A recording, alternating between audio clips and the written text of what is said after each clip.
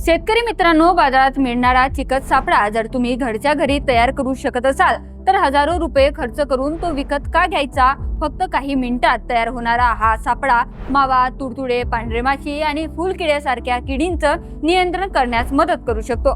मग हा चिकट सापळा नेमका कसा बनवायचा, कोणत्या रंगाचा बनवायचा, शेतात कुठे लावायचा आणि तो जास्त प्रभावी कसा वापरायचा, चला आजच्या व्हिडिओमध्ये सविस्तर जाणून घेऊया। आजकाल रस शोषक किडीचा प्रादुर्भाव जवळपास प्रत्येक पिकाला पाहायला मिळतोय। मावा, तुडतुडे, पांढरी माशी, फुलकिडे या किडी पानांमध्ये रस शोषतात आणि झाडाची वाढ खुंटते। अशा वेळी अनेक शेतकरी पहिल्याच दिवशी फवारणी करतात, पण प्रत्येक वेळी फवारणी करणं हा योग्य पर्याय असतो असं नाही।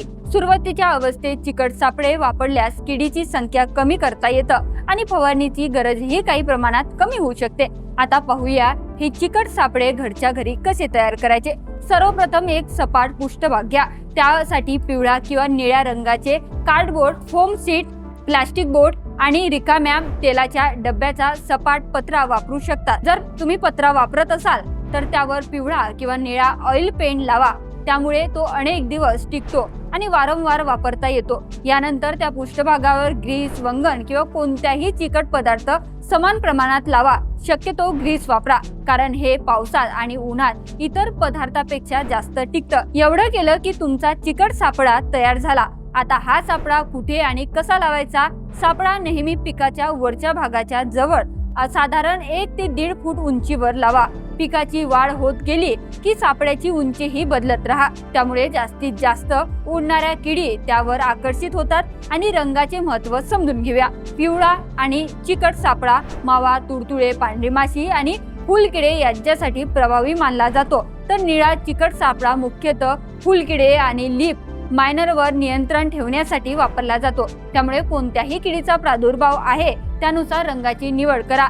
सापळ्यावर जास्त कीड जमा झाली की तो काढून स्वच्छ धुवा, पुन्हा ग्रीस लावा आणि पुन्हा शेतात लावा। जर टीनचा पत्रा वापरला असेल तर तो अनेक वेळा वापरता येतो, त्यामुळे खर्चही कमी होतो आणि सापळाही टिकाऊ असतो। पावसाळ्यात ग्रीस वाहून जाऊ शकतं तर उन्हाळ्यात धूळ साचू शकते, त्यामुळे वेळोवेळी सापळ्याची तपासणी करत राहा आणि गरजेनुसार त्यावर पुन्हा चिकट पदार्थ लावा।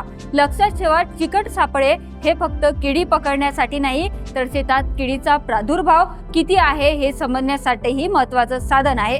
त्यामुळे योग्य वेळी योग्य निर्णय घेणं सोपं होतं आणि अनावश्यक फवारणीही टाळता येते। तुम्ही आजपर्यंत घरच्या घरी चिकट सापळे तयार केले आहेत का, की हा उपाय पहिल्यांदा समजला?